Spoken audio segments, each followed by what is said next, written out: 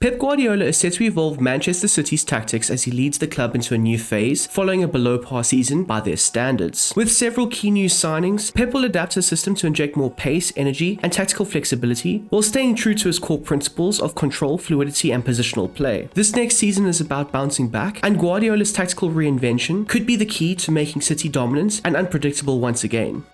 The formation for Guardiola's new-look Manchester City will once again resemble a 4-2-1-3, which you could say is very similar to what they used last season, but the structural dynamics within the system are expected to shift significantly, and this is down to new personnel joining the team, as well as the natural evolution of Pep Guardiola's tactical ideas. So while the starting shape does provide familiar foundations, City's in-possession structure will transform depending on player roles, rotations, and situational demands, and all of these elements are hallmarks of Pep Guardiola's positional play philosophy. One of the clearest structural changes will come through the fullbacks. With the signing of Ryan Aït-Nouri, Pep is likely to reintroduce more consistent overlapping width, specifically from the left-hand side, something that played a major part in City's early domestic dominance. Aït-Nouri thrives in attacking space down the flank, and will be encouraged to push high up the pitch, stretch the opposition, and free up the likes of Marmoush or Doku, who will be allowed to drift into the central or half-space zones. On the opposite side, the structure will depend on who plays. If City do go and sign a more traditional attack-minded fullback, the team could mirror the same overlapping width, but if Rico Lewis starts, he'll tuck inside as an inverted fullback, helping to form a midfield trio alongside the double pivots, as well as he will add more control through the center of the pitch. These role-specific adjustments mean the shape in possession may often resemble a 2-4-2-2. This fluid system allows for high central occupation, wide overloads, and coordinated third-man runs, which are key elements in Guardiola's ever-evolving approach. So player rotations will be consistent, ensuring numerical superiority and positional flexibility in every phase of play. At the heart of the new attacking structure will be Ryan Cherki in the number 10 role. The Frenchman will play a key part in connecting midfield and attack, operating between the lines, and dictating the rhythm of play. His creative instincts and ability to manipulate tight spaces will complement Phil Foden perfectly, with the two likely to link up frequently to unlock defensive deep blocks. Together, Cherki and Foden will carry the responsibilities of Manchester City's attacking tempo, and they'll also ensure Guardiola's vision of control through chaos continues to thrive. With Pep Guardiola's philosophy rooted to tactical fluidity, positional awareness, and intelligent player movements, this new-look City side is being built to adapt. The 4-2-1-3 base may remain the same, but its permutations in possession are what will define the team's identity moving forward.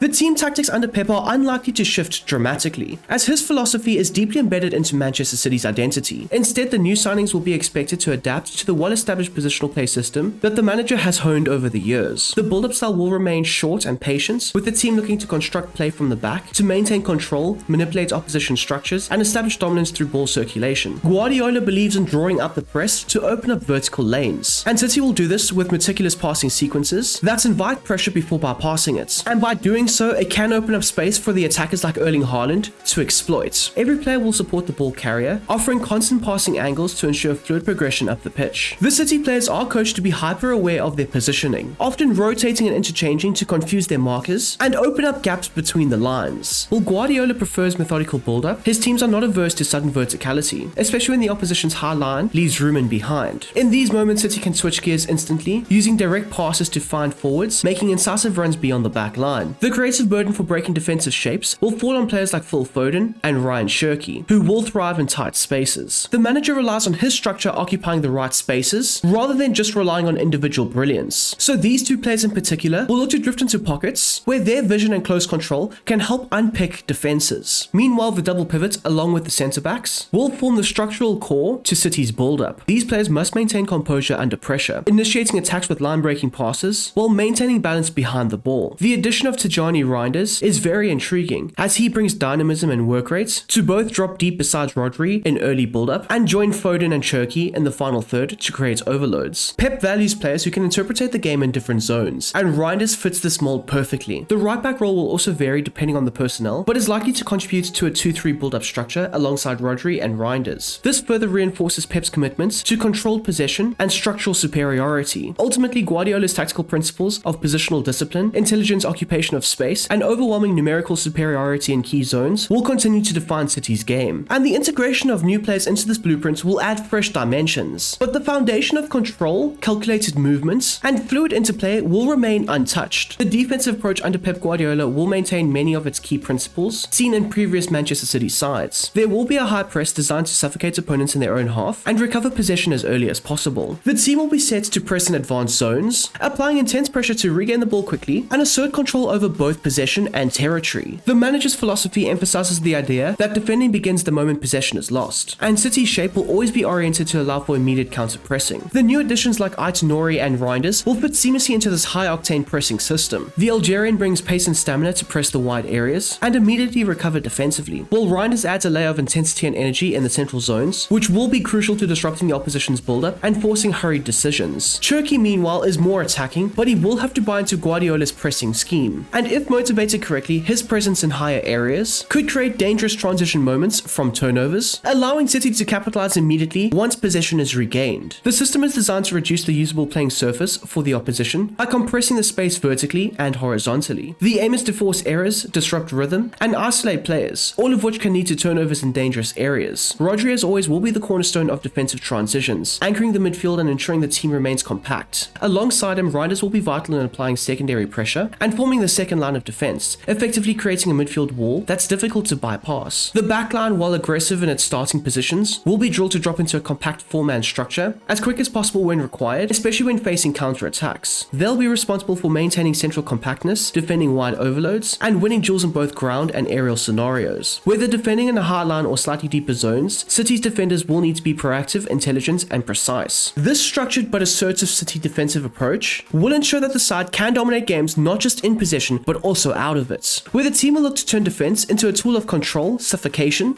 and ultimately attack.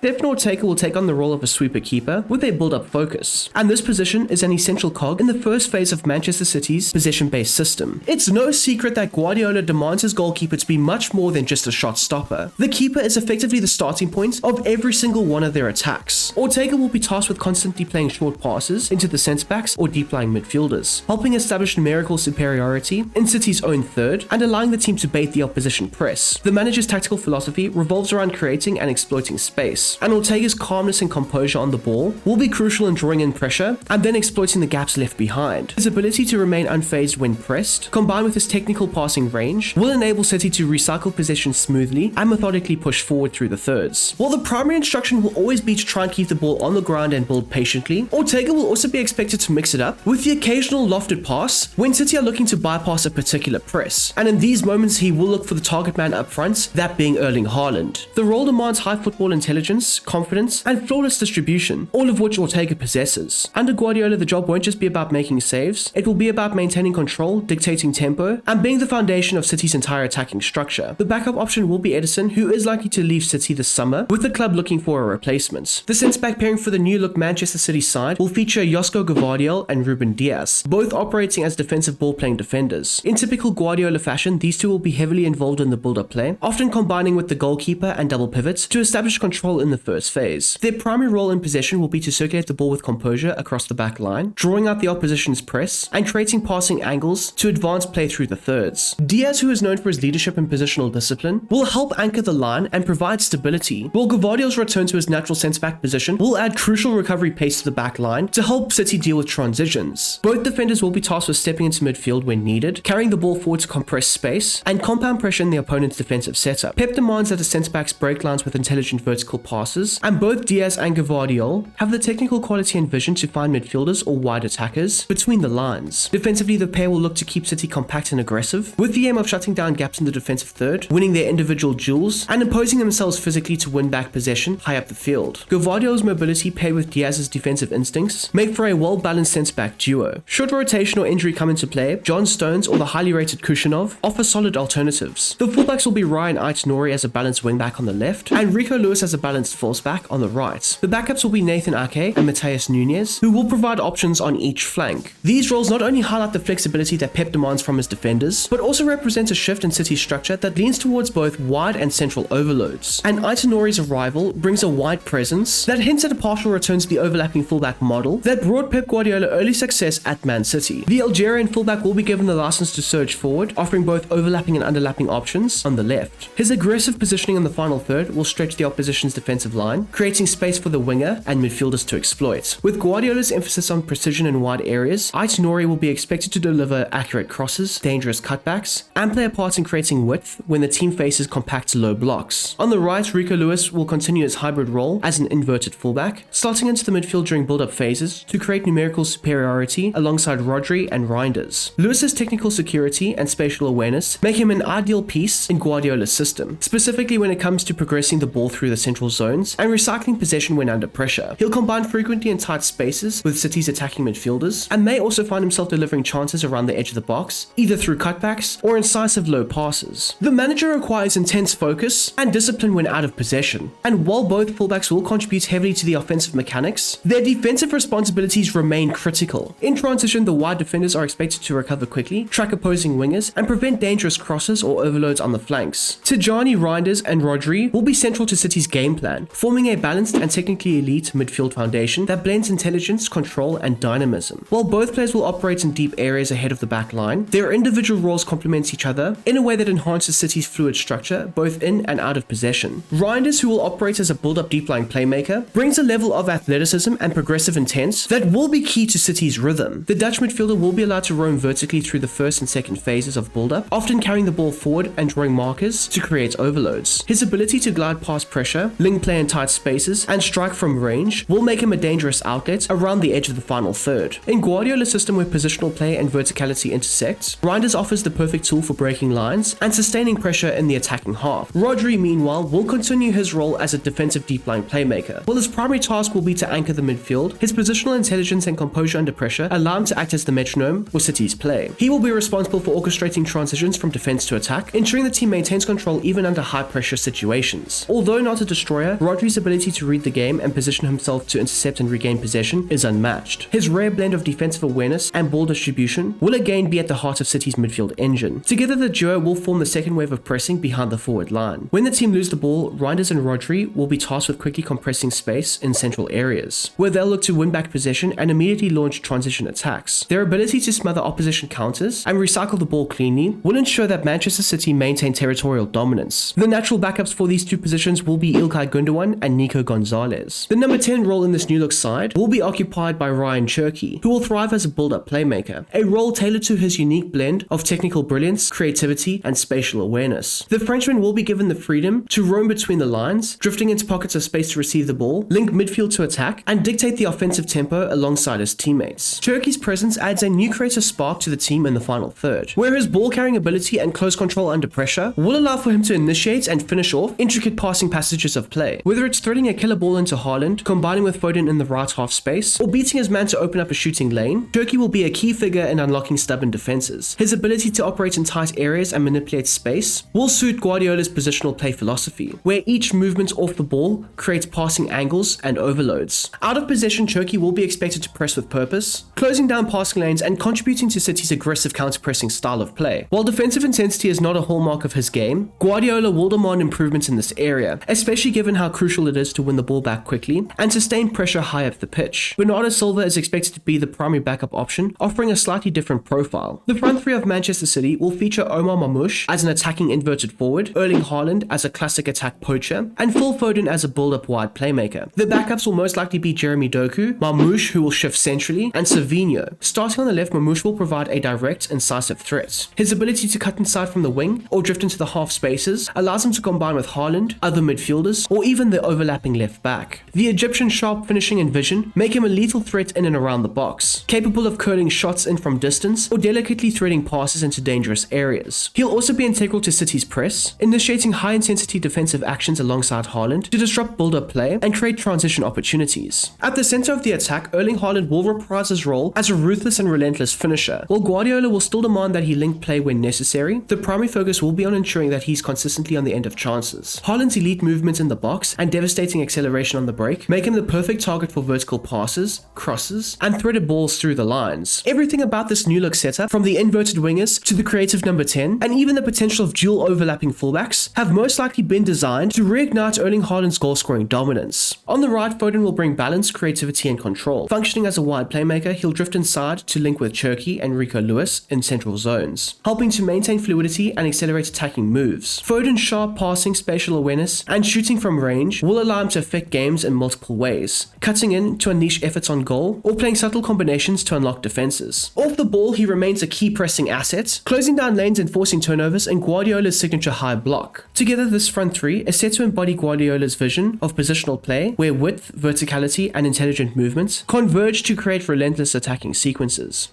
So even though City have done a lot of business from the January window and even in the beginning of this one, their work is not yet complete. As I've already mentioned in this video, Edison is looking likely that he will be departing the club, so a natural replacement for him could be Diogo Costa. He would tick all of the boxes that Pep Guardiola would demand from a goalkeeper, and maybe even add onto it, simply based on the fact that he is an elite shot-stopping goalkeeper as well. So I do think that signing a player like Diogo Costa would be crucial to the Manchester City rebuild. Now, two other names that I have put on the list are Tino Livramento and Cambiasso, two players that could come in and play as a right back. Now, according to reports, Livramento is the key target for Guardiola, and this leads me to believe that Pep wants to have dual overlapping fullbacks, allowing both Aiton Nori and Livramento to overlap the wingers and create space down either flank. As for Cambiasso, he can also do this role, but he also has the technical quality to invert into the midfield and play as a false back. So those are two options to consider for the right back area.